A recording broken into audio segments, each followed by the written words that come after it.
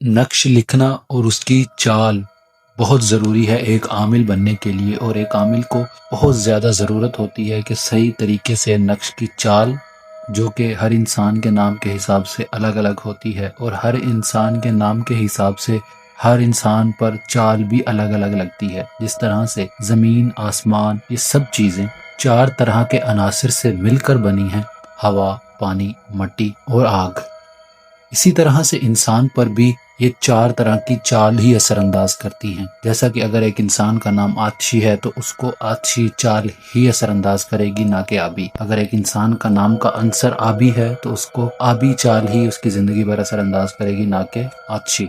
और इन चीज़ों का थोड़ा ख्याल रखा करें ताकि आपको तावीज़ात में तासीर पैदा करने में भी आसानी हो, और आप जिस मकसद के लिए ये नक्श या तावीज़ लिखते हैं तो आपको उस तावीज़ का पूरा फ़ायदा मिल सके।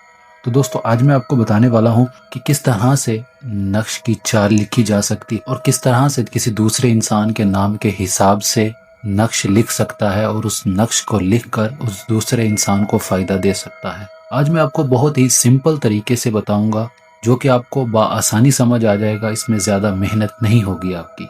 तो दोस्तों, शुरू करते हैं अमल। सबसे पहले आपने अपने नाम के कमरी आदाद लेने हैं। अगर आप अपने नाम का नक्श बना रहे हो तो सबसे पहले आपने अपने नाम के कमरी आदाद लेने हैं। कमरी आदाद लेने के बाद जो भी कमरी आदाद आपके निकलें, मिसाल के तौर पर मेरा नाम सुफियान है, तो अगर मेरे नाम के कमरी आदाद 211 बनते हैं, 211 में से 12 माइनस कर देने हैं। जी हाँ दोस्तों, जो कमरी आदाद टोटल निकले उसमें से 12 माइनस कर देने हैं, और उसके बाद जो भी 12 माइनस करने के बाद बचता है उस आदाद को आपने 3 पर तकसीम कर देना है। जैसा कि 3 पर तकसीम करने के बाद 66 हमारे पास बाकी बचता है। ये तो आपने निकाल लिए कमरी आदाद में से, जो कि रूहानियात में तावीज़ लिखने का कानून होता है, उस हिसाब से आपने हिंसा निकाल लिया।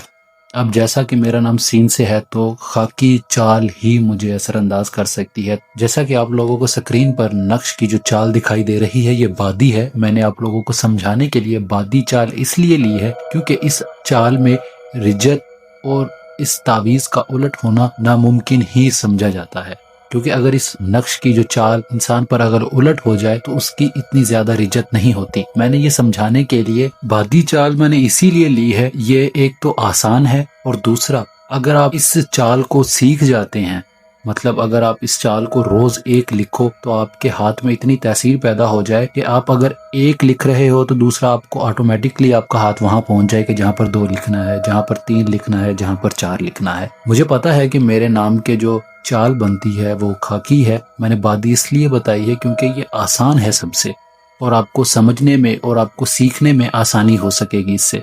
आपको सबसे ऊपर 1 लिखा हुआ नजर आ रहा होगा, और उसके बाद सबसे लास्ट में राइट साइड पर 2, और उसके बाद लेफ्ट साइड पर आखिरी डब्बे से नीचे वाले डब्बे में 3, उसके बाद उससे 3 के नीचे वाले डब्बे में 4, और दरमियान वाले में 5, और उसके सामने बिल्कुल ऊपर पर सबसे ऊपर वाली साइड पर 6, और उसके बिल्कुल नीचे 7, और उसके नीचे 7 वाले खाने में आपको 8, और बिल्कुल राइट साइड पर सबसे ऊपर वाले खाने में 9 लिखा हुआ नजर आ रहा होगा। ये बादी अनासर की चाल है जो मैंने आपको स्क्रीन पर दिखाई है और बता भी दिया है। जिसका नाम का अंसर बादी होगा उसे यही चाल असरअंदाज करेगी, जिसका आछी होगा उसे आछी चाल असरअंदाज करेगी। मैं सबसे पहले आपको यही बताऊंगा कि आप अगर नए हैं इस फील्ड में, अगर आप तावीज़ लिखने का शौक रखते हैं तो सबसे पहले बादी चाल से शुरू करें, ताकि आपको अमल की रिजत नहीं होगी और आप पर कोई तावीज़ उलट नहीं होगा। मेरी बात आप गौर से सुने कि अगर आप इस फील्ड में नए हैं और आप तावीज़ लिखने का शौक रखते हैं तो बादी चाल आपके लिए सबसे बेहतर है, और ये बहुत आसान है, इसमें कोई गलती नहीं होती। अगर हो भी जाए तो इसका कोई इतना ज़्यादा ख़तरा या इतनी ज़्यादा इसकी रिजत नहीं होती। अब दोस्तों बढ़ते हैं, जो हमारा जवाब निकला था 66, अब उसको हमने किस तरह से लिखना है। अब हमने जहाँ पर खाना नंबर 1 में हमने 66 लिखना है, और 2 में 67, और 3 में 68, और 4 में 69, और 5 में 70, इस तरह से ये 9 तक हिंद से मुकम्मल कर लेने हैं। अब आ जाते हैं, कई लोगों के हिंद से ऐसे भी होते हैं जिन पे पूरा तकसीम नहीं हो पाता है। जिस तरह के अगर किसी का 1 बच गया, या किसी का 2 बच जाता है, या किसी का 3 बच जाता है, तो वो कहाँ जाएगा। تو دوستو یہ بات میں آپ کو اگلی ویڈیو میں بتاؤں گا، کیونکہ یہ تھوڑی سی لمبی ہے اور یہ بہت زیادہ تفصیلاً بتانے والی بات ہے. اس طرح سے میں آپ کو بتاؤں گا تو کبھی بھی سمجھ نہیں آ پائے گی. تو اگلی جو ویڈیو میں آپ کو بنا کر پیش کروں گا اس میں آپ کو میں یہ بھی بتاؤں گا جو بچ جائیں گے ان کا کیا کرنا ہے، اور وہ کتنے خانہ میں لکھے جائیں گے اور وہ کس طرح سے لکھے جائیں گے.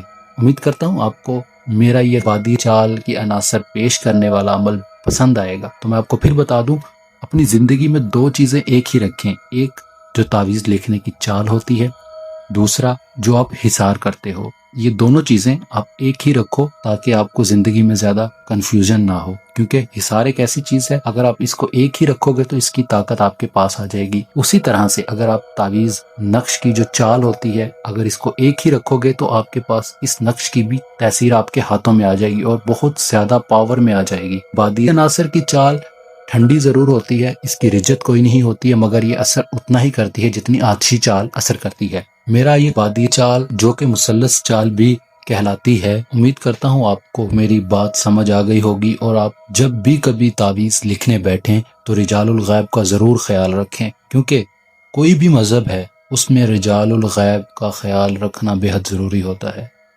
ہر مذہب میں، ہر دھرم میں رجال الغیب کو حاضر کرنے کے الگ الگ طریقے ہیں، مگر انہیں حاضر کر کے پھر ہی نقش لکھا جاتا ہے. ویسے اگر آپ حاضر کر کے نقش لکھو گے تو آپ کو نقش کی رجت بھی ہو سکتی ہے اور نقش آپ کے اوپر الٹ بھی ہو سکتا ہے. تو دوستو میری کچھ ہدایات ایسی ہوتی ہیں جو اگر آپ فالو کر لیں تو آپ روحانیات میں کامیاب ہو سکتے ہیں. میرے کچھ دوست بھائی میری باتوں کو مذاق میں لے جاتے ہیں، میں ان کو یہی کہوں گا کہ ایک بار میری باتوں کو ٹھنڈے دماغ سے سوچ کر دیکھیں، آپ کو بالکل 100% فائدہ ہی ملے گا. دوستو یہ وہ ایکسپیرینس ہے جو میں نے اپنی زندگی میں حاصل کیا ہے اور وہ آپ تک پہنچاتا ہوں. یہ کوئی کتابوں میں پڑھی ہوئی باتیں نہیں ہیں، یہ میرے وہ سینے کے راز ہیں جو میں آپ تک پہنچا رہا ہوں. اور دوستو ہماری ویڈیوز کو بھی آپ زیادہ سے زیادہ شیئر کیا کریں تاکہ یہ رہنمائی کا سلسلہ چلتا رہے اور لوگوں کو مکمل رہنمائی دی جا سکے. اگلی ویڈیو میں میں اس عمل کی پوری ہدایت لے کر حاضر ہوں گا. اس ویڈیو میں اتنا ہی بتا سکتا تھا، اگلی ویڈیو میں پوری وضاحت کے ساتھ الف سے لے کر یا تک ایک ایک بات بتاؤں گا. تب تک کے لیے اپنا ڈھیر سارا خیال رکھیے اور اپنے والدین کا خاص خیال رکھیں، ان کی دعائیں لیں تاکہ آپ کو زندگی میں سفلتا حاصل ہو سکے. اگلی ویڈیو کی آمد تک کے لیے میں آپ سے اجازت چاہتا ہوں. خدا حافظ.